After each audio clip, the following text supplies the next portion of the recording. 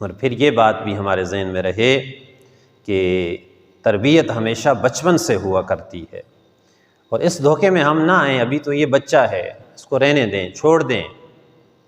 جو بھی اس کے عادتیں ہیں وہ ہوں، بڑا ہوگا تو پھر دیکھا جائے گا۔ ایسی بات ہرگز نہیں ہے۔ ایک بزرگ تھے، انہوں نے مثال دی کہ ایک آدمی کے دروازے کے اوپر ایک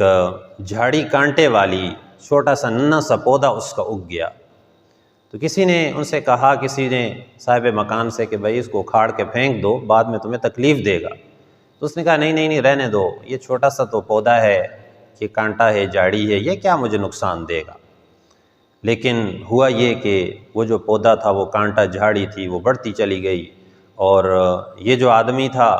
اس کی عمر بھی بڑھتی چلی گئی۔ یہ ایک وقت آیا کہ بوڑھا ہو گیا، وہ درخت اتنا بڑا ہوا، اتنا بڑا ہوا کہ وہ جو اس کا دروازہ تھا، جو گیٹ تھا، پورے کے پورا اس کی لپیٹ میں آ گیا۔ تو اب یہ اس کے اندر اتنی طاقت نہ تھی کہ یہ اس درخت کو اکھاڑ سکتا۔ تو اس لیے یہ ہے کہ بچے کی جو تربیت ہوتی ہے وہ بچپن سے ہوا کرتی ہے، چھوٹی عمر سے ہوا کرتی ہے، اور پھر یہ بچہ جب گھر سے باہر قدم رکھتا ہے تو پھر یہ بھی دیکھا جائے کہ وہ کس ماحول میں بیٹھ رہا ہے، اس کے اوپر ماحول کا بھی اثر ہوتا ہے۔ اس لیے حدیث مبارکہ میں آتا ہے المرء علی دین خلیلہ فلینظر احدکم من یخالل،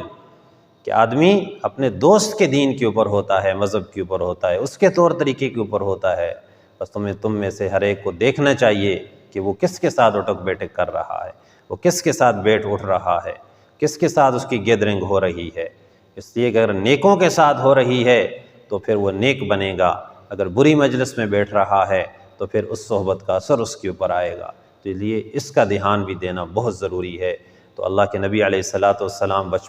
بچوں کی بچپن سے ہی تربیت فرمایا کرتے تھے۔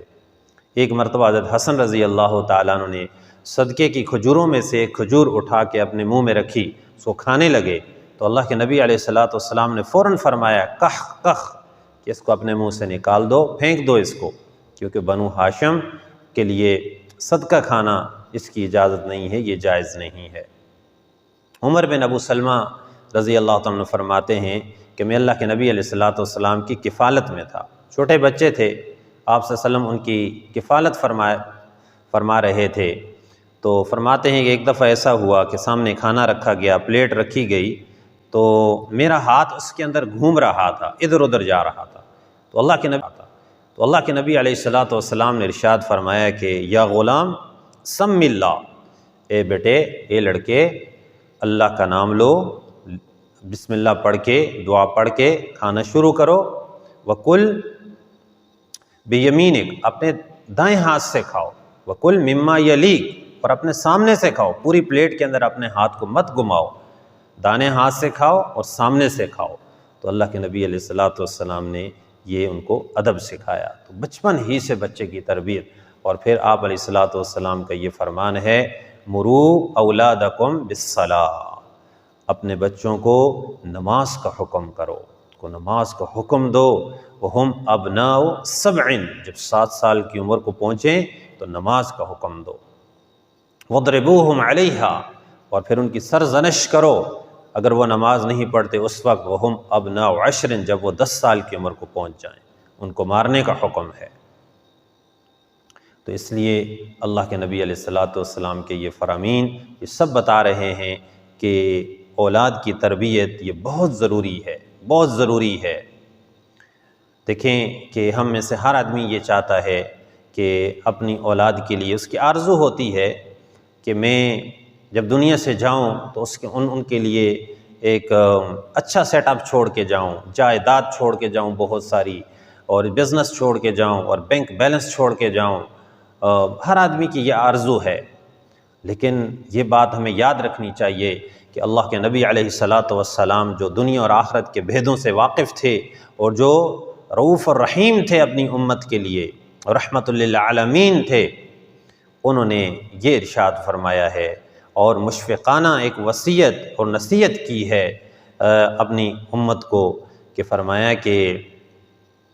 کوئی بھی والد اپنی اولاد کو اس سے بہتر عطیہ نہیں دے سکتا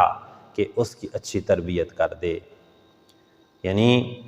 اچھی تربیت اپنی اولاد کی کرنا یہ سب سے بہترین عطیہ ہے اپنی اولاد کو، جو آدمی دے کے دنیا سے چلا جائے گا۔ اس لیے وہ جانے کے بعد جتنے بھی نیک اعمال کریں گے، جتنے بھی اچھے کام کریں گے، والدین کے نامہ اعمال اس سے مزین ہوتے رہیں گے، اور ان اعمال کی وجہ سے ان کا نامہ اعمال اس کو زینت اس کی بڑھتی رہے گی، اور اللہ تبارک و تعالیٰ اس کا ثواب اس میں لکھتے رہیں گے۔ لیکن خدا نخواستہ اگر اولاد کی تربیت نہیں کی اور جتنے بھی برے اعمال کرتے رہیں گے، اور وہ بھی پھر والدین کے نامہ اعمال کے اندر ان کو بھی لکھا جاتا رہتا ہے۔ تو اس لیے اپنے بچوں کی تعلیم اور تربیت کے اوپر غور کریں، اور اس کے اوپر جو ہے وہ اس میں کوتاہی اور غفلت ہم نہ برتیں، اور کوشش کریں کہ اپنے اولاد کو سب سے پہلے ہم ان کو اسلام کی بنیادی چیزیں سکھائیں، اور سب سے پہلے ہم ان کو قرآن سکھائیں۔ اس لیے کہ حدیث مبارکہ کے اندر ہے کہ اپنی اولاد کو 3 چیزیں آپ سکھا دیں، سب سے پہلے 3 چیزیں ان کو سکھائیں۔ ایک تو یہ ہے کہ حب نبیکم، اپنے نبی صلی اللہ علیہ وسلم کی محبت ان کو سکھائیں، حب اہل بیت ہی، اور پھر ان کے جو اہل و آل بیت ہیں ان کی محبت سکھائیں۔ اور تیسری چیز یہ ہے قراءۃ القرآن، کہ قرآن پاک کی تلاوت کرنا، قرآن پاک ان کو سکھائیں، کیونکہ یہ اتنا بڑا عمل ہے کہ جو آدمی قرآن سیکھے گا اور پڑھے گا، کل قیامت کے دن اس کا حشر، اور اس دن جس وقت جو ہے کوئی سایہ نہ ہوگا اللہ کے عرش کے سائے کے علاوہ، تو ایسا آدمی کل قیامت کے دن انبیاء اور اصفیاء کے ساتھ اس کا حشر ہوگا، مع انبیائہ و اصفیائہ، وہ ان کے گروہ کے اندر شامل ہوگا، اور اس کا حشر بھی ان کے ساتھ ہوگا۔ اللہ تبارک و تعالیٰ عمل کی توفیق عطا فرمائے۔